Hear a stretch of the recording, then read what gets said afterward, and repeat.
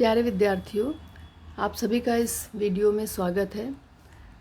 हम इस वीडियो में कक्षा 10 यूपी बोर्ड के पाठ्यक्रम में रसखान हिंदी काव्य खंड के अंतर्गत रसखान कवि के लिखे सवैये और कवित्व का अध्ययन करेंगे।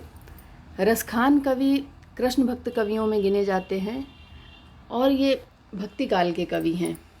भक्ति काल के कृष्ण भक्त कवियों में रसखान जी का नाम आता है। इन्हीं के लिए, इनकी भक्ति को देखकर ही भारतेंदु हरिश्चंद्र जी ने इनके बारे में कहा था कि इन मुसलमान हरिजनन पे कौटिक हिंदू वारिये, कि अगर ऐसे मुसलमान ईश्वर के भक्त हैं, कृष्ण के भक्त हैं, तो ऐसे मुसलमान भक्त कवियों पर करोड़ों कोटिक हिंदू, करोड़ों हिंदू न्यौछावर हैं। तो आइए हम सवैये इनके द्वारा लिखे गए जो हैं आरंभ करते हैं। मानुष हों तो वही रसखानी, बसों ब्रज गोकुल गांव के ग्वारन। रसखान जी मुसलमान होते हुए भी हिंदू धर्म में विश्वास, कृष्ण के अनन्य भक्त थे और हिंदू धर्म में विश्वास रखते थे। इसी के फलस्वरूप, जैसा कि हिंदू धर्म की आस्था है कि हर व्यक्ति का पुनर्जन्म होता है, उसे दोबारा अपने कर्मों के अनुसार जन्म मिलता है। तो रसखान जी अपने पुनर्जन्म के लिए ईश्वर से प्रार्थना करते हैं, कहते हैं कि हे प्रभु, हे ईश्वर, हे मेरे आराध्य देव कृष्ण, यदि मुझे मनुष्य का जन्म मिले, मानुष हों, यदि अगले जन्म में फिर से मुझे मनुष्य का जन्म मिले, तो बसों ब्रज गोकुल गांव के ग्वारन। तो कहाँ जन्म देना मुझे? गोकुल, ब्रज और गोकुल के गांव के ग्वालों के बीच में जन्म देना। मैं भी ब्रज और गोकुल के गांव का ग्वाला बनकर जन्मूं। रसखान जी कहते हैं कि हे प्रभु, यदि मुझे अगले जन्म में या मेरा पुनर्जन्म मनुष्य के रूप में हो, तो ब्रज और गोकुल के गांव के ग्वालों के रूप में मेरा जन्म हो। और जो पशु हों, और अगर कर्मों के अनुसार व्यक्ति को जन्म मिलता है, तो अगर मैं पशु बनूं तो कहा बस मेरो, तो उस पर मेरा कोई वश नहीं होगा। मैं ये नहीं कहता कि पशु ना बनाना, उस पर मेरा कोई वश नहीं, परंतु इतनी कृपा करना कि अगर मैं पशु भी बनूं तो मुझे उन गायों में से एक गाय बनाना जो नंद की धेनु मंझारन, मैं नंद बाबा की गायों के बीच में नित्य प्रति चरने जाऊं। पाहन हो तो वही गिरि को, और अगर पशु भी नहीं, अगर मैं पत्थर बनूं, पाहन का अर्थ है पत्थर, यदि मैं पत्थर बनूं तो मुझे उसी गिरि का अर्थ है पर्वत, उसी पर्वत का पत्थर बनाना जो पुरंदर धारण, जो इंद्र से रक्षा करने के लिए श्री कृष्ण ने छत्र के रूप में अपनी उंगली पर उठा लिया था, अर्थात मुझे उसी गोवर्धन पर्वत का पत्थर बनाना। जो खग हों तो बसेरो करूं, और यदि मैं पक्षी, खग का अर्थ है पक्षी, यदि मैं पक्षी बनूं तो मेरा बसेरा कहाँ हो? कालिंदी कूल कदम्ब की डारन। अनुप्रास अलंकार भी है यहाँ पर। कालिंदी का अर्थ है यमुना, कूल का अर्थ है किनारा, कदम्ब का अर्थ है जो कदम्ब के वृक्ष, डारन डालियों पर। तो मेरा बसेरा यमुना के किनारे पर कदम्ब की डालियों पर ही हो, ऐसा करना। मुझे वहीं कहीं ब्रज के गोकुल के गांवों के आसपास ही जन्म देना। ये देखिए 2009, 11 और 18 में भी आया है, तो हो सकता है 21 में भी ये पद्यांश आए बोर्ड परीक्षा में। तो भाषा इनकी ब्रज है। मुख्य भाव इसका लिखेंगे। सबसे पहले काव्यगत सौंदर्य में मुख्य भाव लिखते हैं। मुख्य भाव में लिखेंगे कि यहाँ रसखान जी द्वारा पुनर्जन्म में विश्वास दर्शाया गया है और उनके द्वारा अपने पुनर्जन्म के लिए श्री कृष्ण से प्रार्थना की गई है। श्री कृष्ण के प्रति अनन्य भक्ति यहाँ दर्शाई गई है। रस यहाँ पर शांत है, क्योंकि पुनर्जन्म की बात है तो शांत रस है, और श्री कृष्ण के प्रति भक्ति भी है तो भक्ति रस भी है। शांत और भक्ति रस जहाँ होता है वहाँ गुण प्रसाद हो जाता है, इसलिए यहाँ गुण प्रसाद होगा। भाषा ब्रज है, शैली मुक्तक है, छंद सवैया है। आगे बढ़ते हैं। अलंकार अनुप्रास है।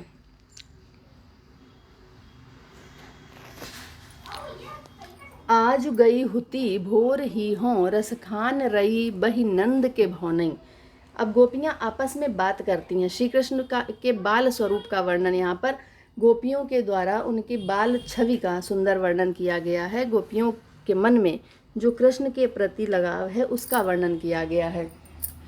आज गई होती, एक गोपी कहती है कि आज मैं गई थी।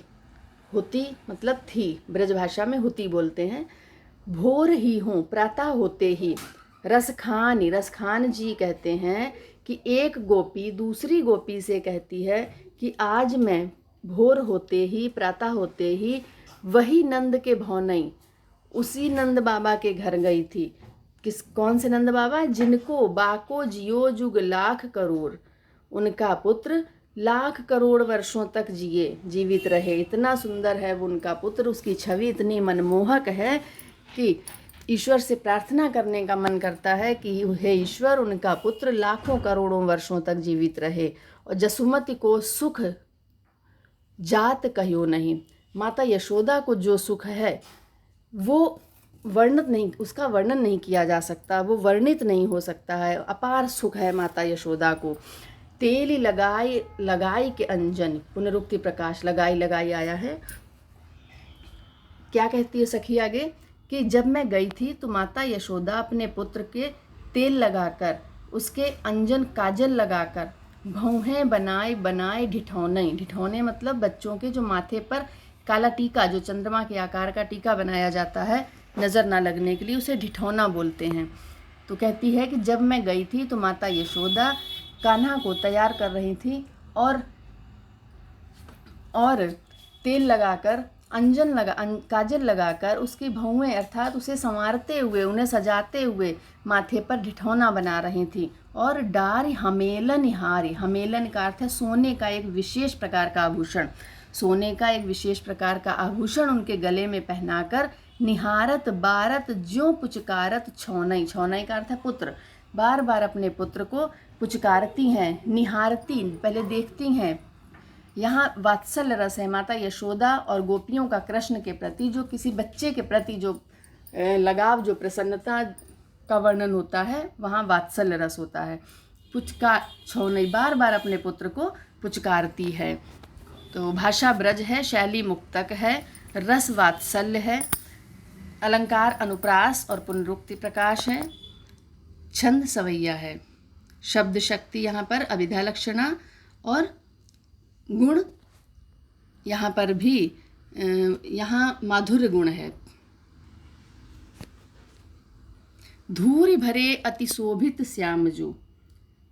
अब श्री कृष्ण थोड़े से बड़े जब हैं तब का वर्णन है, जब घुटनों के बल चलते हैं।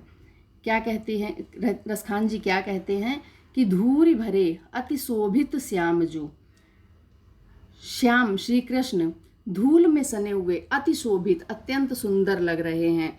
तैसी बनी सिर सुंदर चोटी, और उतनी सुंदर उनके सिर पर चोटी बनाई गई है, चोटी बनी हुई है। खेलत खात फिरे अंगना, नंद बाबा के आंगन में खाते हुए, खेलते हुए खा रहे हैं और खाते हुए खेल रहे हैं।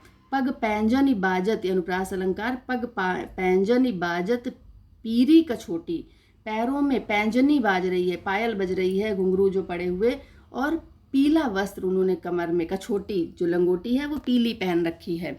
बा छवि को रसखान विलोकत, रसखान जी कहते हैं कि उस छवि को जो देखता है, विलोकत देखने वाले के, वारत काम कला निज कोटि, कामदेव अपनी कोटि कामदेव अपनी करोड़ों कलाओं को, उस पर वारत का अर्थ है न्योछावर, उस छवि को देखकर कामदेव अपनी करोड़ों कलाओं को उन पर न्योछावर कर देते हैं।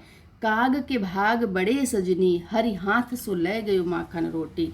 जिस समय वो खेलते हुए खा रहे हैं, रोटी लिए हुए, माखन रोटी हाथ में, और एक कौवा आता है, वो कौवा उनके हाथ से रोटी छीन कर चला जाता है। तो रसखान जी ने उस दृश्य का वर्णन यहाँ किया है। कहते हैं कि उस कौवे के भाग्य, वो कौवा बड़ा भाग्यशाली है सखी, ये गोपियाँ बता रही हैं, रसखान जी गोपियों के माध्यम से कहते हैं कि हे सखी, उस कौवे के भाग्य बड़े ही अपार हैं, सौभाग्यशाली है, जो हरि के हाथ से, जो इस संसार को चलाने वाले ईश्वर के हाथ से माखन रोटी लेकर चला गया। तो यहाँ पर भी वात्सल्य रस है, श्रृंगार भी वात्सल्य मिश्रित, या फिर केवल वात्सल्य आप कह सकते हैं, अनुप्रास अलंकार है, और बाकी सब वैसे ही। भाषा ब्रज है, शैली मुक्तक है, छंद सवैया है। जा दिन, अब गोपिकाओं का वर्णन है। कृष्ण बड़े हो गए हैं, गाय चराने जाते हैं, बांसुरी बजाते हैं, तो गोपियों की क्या दशा है उनकी बांसुरी को सुनकर, उसका वर्णन रसखान जी ने किया है। आपस में गोपियाँ बात करती हैं, कहती हैं जा दिन ते वह नंद को छोहरा।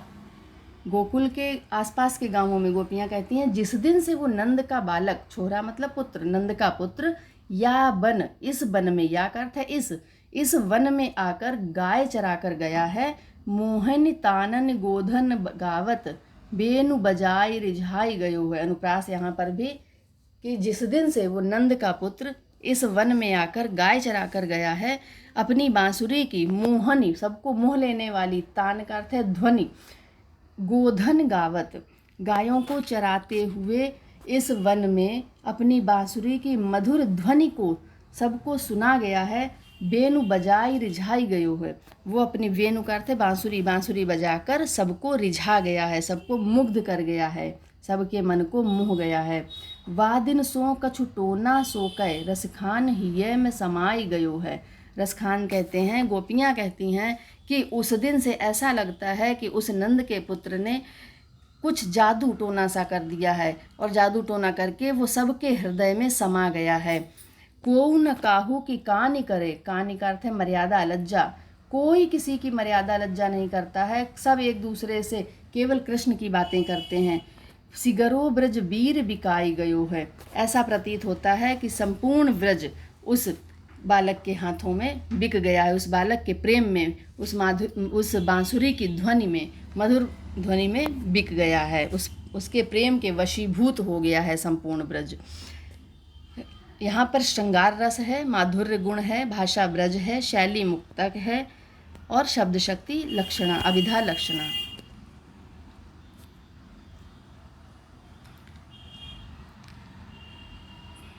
कान भये बस बांसुरी के, अब कौन सखी हमको चाहिए। गोपियाँ बांसुरी से एक जो स्त्री सुलभ ईर्ष्या है, जो कि कहा जाता है कि किसी भी अपने प्रियतम को किसी दूसरे के साथ देखकर जो मन में ईर्ष्या होती है, वही ईर्ष्या गोपियों को बांसुरी के साथ हो रही है। तो वो बांसुरी को अपनी सौतन के रूप में देखती हैं, कहती हैं कि अब तो कृष्ण बांसुरी के वश में, बस का अर्थ है वश में हो गए हैं, बांसुरी के ही वश में है वो। कौन सखी हमको चाहिए, अब तो केवल वो बांसुरी को चाहेंगे, अब हमें कौन चाहेगा। निसधौंस, निसधौंस का अर्थ है, निस का अर्थ है रात, धौंस का अर्थ है दिन। रात दिन वो बांसुरी श्री कृष्ण के साथ साथ लगी रहती है। यह सौतिन तापन क्यों सही है, भला वो सौतन वियोग के ताप को क्यों सहेगी। वियोग का ताप मतलब श्री कृष्ण से दूर वो क्यों रहेगी, हमें ही रहना पड़ेगा। जिन मोह लियो मनमोहन को, जिसने मनमोहन, जो सबके मन को मोहता है, ऐसे मनमोहन श्री कृष्ण को मोह लिया है जिसने। रसखान सदा हमको दहिए, हे रसखान कहते हैं कि गोपियाँ कहती हैं कि जो सबके मन को मोहता है, उसके मन को भी बांसुरी ने मोह लिया है, तो इसलिए अब वो सदा हमें, ये बांसुरी सदा हमें जलाती रहेगी। दहिए का अर्थ है जलाना। मिली आओ सबे सखी भाग चलें, क्या कहती हैं कि हे सखी आओ, अब हम सब इस ब्रज से भाग चलें, अब तो ब्रज में केवल बांसुरी ही रहेगी, अब हमारी यहाँ पर कोई जगह नहीं है, क्योंकि श्री कृष्ण अब बांसुरी से अधिक प्रेम करते हैं, हमसे श्री कृष्ण को प्रेम नहीं रहा है। यहाँ पर भी श्रृंगार रस है, भाषा ब्रज, शैली मुक्तक, रस बता दिया श्रृंगार, शब्द शक्ति अभिधा लक्षणा, गुण माधुर्य है, और सवैया छंद है।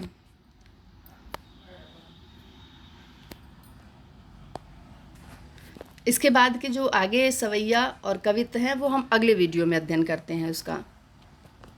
धन्यवाद।